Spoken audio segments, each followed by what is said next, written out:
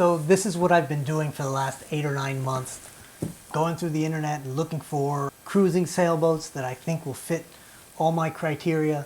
Not just the aspects of the boat itself, but the actual price. I've got to concern myself with how much I pay for it up front, how much I think I'll have to pay to get it actually sailable, and how far away is it going to be? What's going to be my time budget? So let me explain my criteria for a sailboat. I wanted a sailboat that I could sail by myself, that would be safe and comfortable for extended cruising in the Caribbean and up and down the East Coast, and a sailboat with enough room that I could build a little lure making shop right inside it.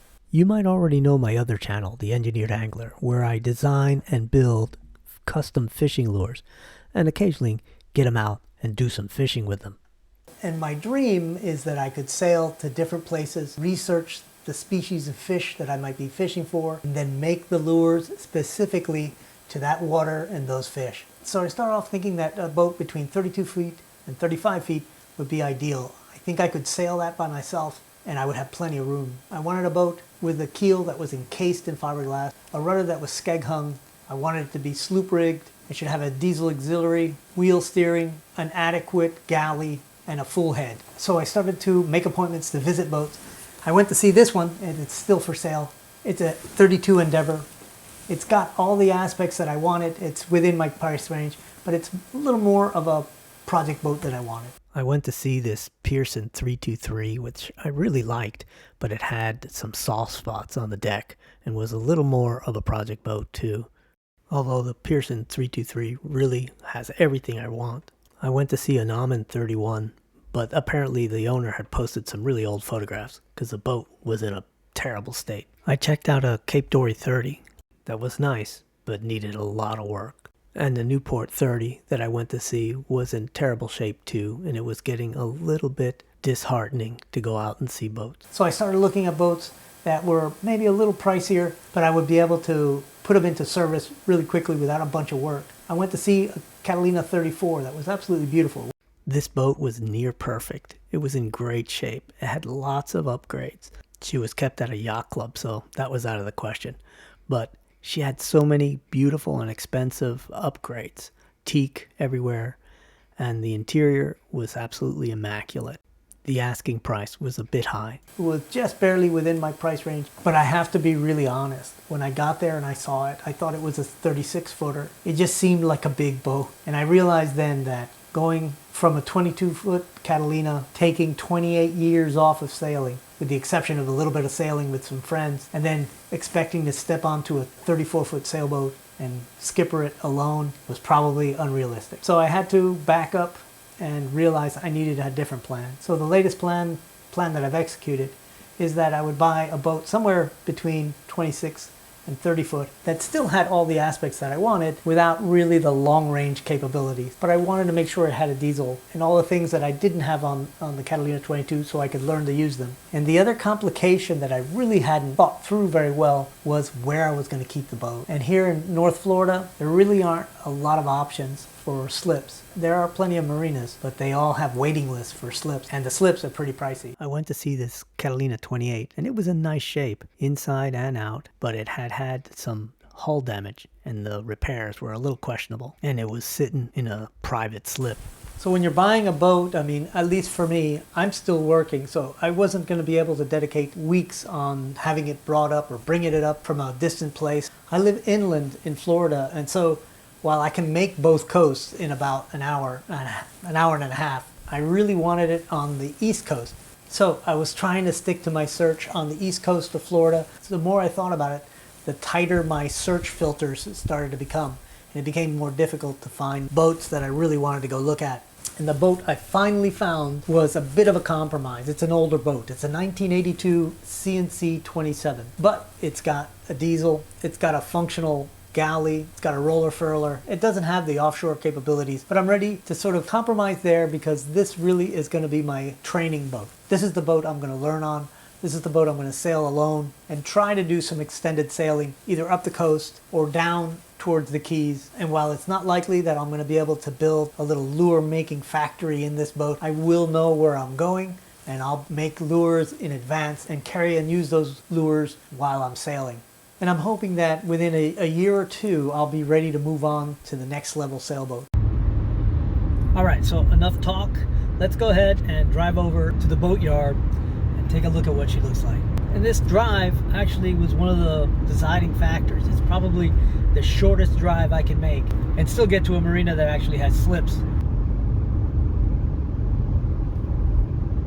And after about 30 minutes of driving, we cross the St. Johns River. And this river divides Palatka east and west. Palatka is an old industrial town that's kind of been cleaned up a bit. It's kind of an old-fashioned little town. Downtown is reminiscent of a lot of downtowns from back in the turn of a couple centuries ago. And they have a really nice little waterfront. And more importantly, they have a nice little marina. So this boatyard is mostly boatyard. There are very few slips, and they're all in this little cut canal here.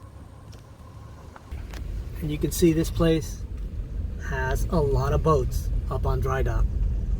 There's every kind of boat in this place. There's keel boats, there's steel boats, there's trawlers, there's even a barge. So this little boat is actually a CNC 27, but I think it's a Mark 1. It's one of the early ones. You can see it has that shark fin keel, and you can tell it's one of the earlier ones because it has this sort of scimitar rudder. All right, there she is. She's the one on the right, obviously. Now her top sides were painted probably 10 years ago, and they're looking their age, so probably something I'll do is to try to buff it out when I pull her out of the water. We've got wheel steering. She has a little bridge deck. She's got a roller furling Genoa, a simple rig, single spreader. All right, let's do a quick tour on the deck. She's got a Harkin 16 self-tailing winch right here on the cabin top. 3 rope clutches, and really not being very used. Got Variant 18 standard winches in the cockpit, 1 on either side. We've got this beautiful Galaxy full size, man, compass. I think it's just gorgeous. Got wheel steering. The wheel is kind of small, but it needs to be small because the cockpit is really kind of narrow. Got a traveler track right across the bridge deck. Most of the running rigging is in good shape, just kind of dirty. The standing rigging is in okay shape. There's one obvious problem. There's a kink in the threaded part of this turnbuckle. It is part of a split backstay. Okay, let's walk forward. You can see that the side decks are nice and wide, but you have to run the gauntlet of the standing rigging here that you have to go kind of hang on to and work your way around. The mast is deck stepped, obviously, and I'm not seeing any real oxidation at the connection here, just a lot of mildew. That's the vent into the head. Here's our main hatch forward over the V-berth. She's old and crazed and could use some love. One of the things with the Mark IV is that they actually moved the headstay hardware backwards a few inches so you could get an anchor roller on this thing. And this is a really hefty anchor roller. I don't know what you call it, hardware fitting. I don't know what you would call that, but it's quite the appliance. We have a chain locker, an anchor locker, which is really pretty doggone deep. That's the roller furling. Pretty green. All right, let's open up. So as you're looking at this boat, you got to keep in mind that she's a 1982 model. That's 40 years old. Pretty much everything in here is original. So we've got some decent storage behind some sliding plexiglass doors. Our power switches, battery switches, our bilge pump controls, some emergency gear, and we've got a little sink, but it's deep. If you can see how deep that is, it's about 12 inches deep at the bottom. The little foot pump actually works, which is amazing. There's more storage behind the sink and another set of sliding cabinets back here. A little pressurized alcohol 2-burner stove. And we've got a nice little sliding drawer that works really well. Storage underneath all this. Storage under the sink and access to the pump and the through hole. Well, let me show you the rest of the boat. There's not a whole lot left to see, but there's a little bit. All right, so looking from the companionway forward, you see in the center there, that's the compression post. There are some signs that there had been some leaks on the chain plate here, but it's really minor. It's just discoloration. There's some cabin lighting here, as well as here over the table. This bulkhead shows a little bit more discoloration, but it's still solid. It hasn't rotted or anything. And I've taken a look at the other side of this chain plate to make sure it looked good. It's got the nice original door with a vented bottom and a door latch that actually works. And you head in to this intermediate part, which is what used to be the head, and the head was removed. You can see Kindred Spirit was its original name. Her name now is Zephyr. Here we have another little bathroom sink with a little hand pump that works amazingly, and some storage. This is actually, if you take a look at the length of my arm, it's got to be a good 16 inches deep. Everything needs a little bit of a wipe down with maybe a soap and some chlorine. It's a little rack that the former owner used for charts. There's a light here, and just above on the headliner there's a vent for the head area. Just a nice thing to have. The V-berth has its own little door, and if you have to have privacy, you can latch it from within.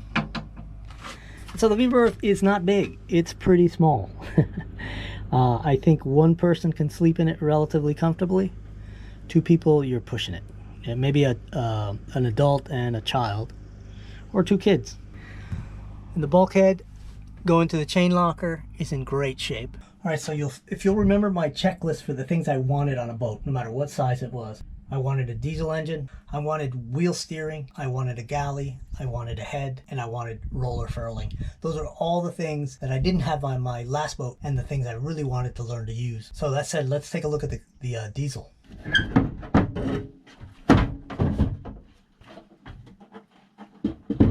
This is the original engine on this boat. Now, it was rebuilt about in 08. And the current hours on it are just a little over 200 hours. All right, so I opened up the cockpit locker so we get a little light behind the motor so you can see it.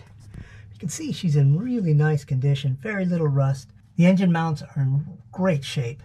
And underneath the sink, you can access the dipstick and the control cables real easily.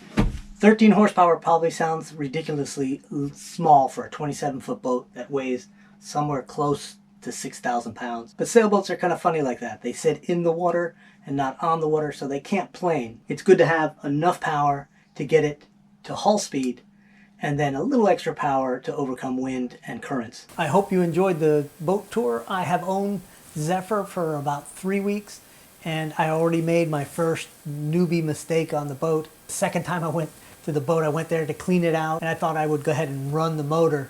And I cranked it right up, and I ran it for about 15 minutes. I forgot to open the water valve for the cooling water for the diesel. Fast forward a week, I take my wife for a nice sail, and the diesel overheats. It was a beautiful day anyway. We had a nice time, but we had to be careful motoring back, and actually had to tack back into the wind for about 40 minutes before we could actually get into the entrance of the marina. So the next sailboat video from the Engineered Angler will be me fixing the water pump on Zephyr. Thanks for watching, and I'm ready to get back to lure making.